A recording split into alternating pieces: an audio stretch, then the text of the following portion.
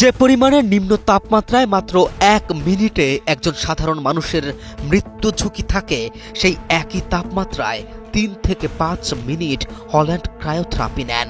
-200 degree Fahrenheit তাপমাত্রায় বসে একজন মানুষ নিজেকে ট্রেন করছে।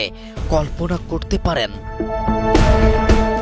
হিমশীতল নরিজিয়ান অঞ্চলে যেখানে কয়েকটা শীতের পোশাক পরেও দাঁড়িয়ে থাকা মুশকিল, সেখানকার হ্রদে এই গোল মেশিন সাঁতার কাটেন।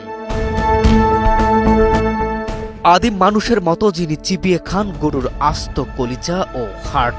ফুটবল প্রেমীরা তাকে বলে জিন, তবে বাস্তবতা হলো তিনি আধুনিক যুগেরও আদিম মানুষ।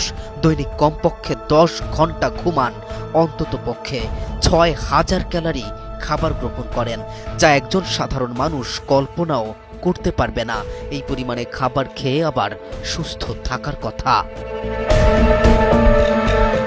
মাঠে তিনি গোল মেশিন, আর মাঠের বাইরে আধুনিক যুগে বসবাসকারী এক আদিম মানব, যার লাইফস্টাইল ফলো করার চিন্তাও করা যায় না একজন সাধারণ মানুষের পক্ষে। প্রিয় খাবার আস্ত গরুর কলিজা চিবিয়ে খাওয়া, স্যামন ফিশ, গরুর হৃৎপিণ্ড।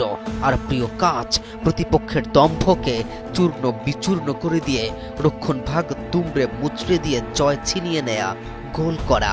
মাঠের মধ্যাকার ভয়ঙ্কর হল্যান্ডকে উপস্থাপন করতে মাঠের বাইরে তিনি অতি ভয়ানক। ফার্ম ফ্রেশ পাস্তুরিত তরল দুধ, বেশি ভালো দুধ।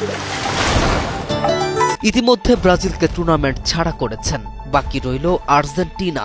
যদি দুই দল সেমিফাইনাল পর্যন্ত উঠতে সক্ষম হয়, তাহলে মেসির মুখোমুখি হবে আর্লিং হল্যান্ড, যা আকাশী নীলদের জন্য বড় মাথা ব্যথার কারণ।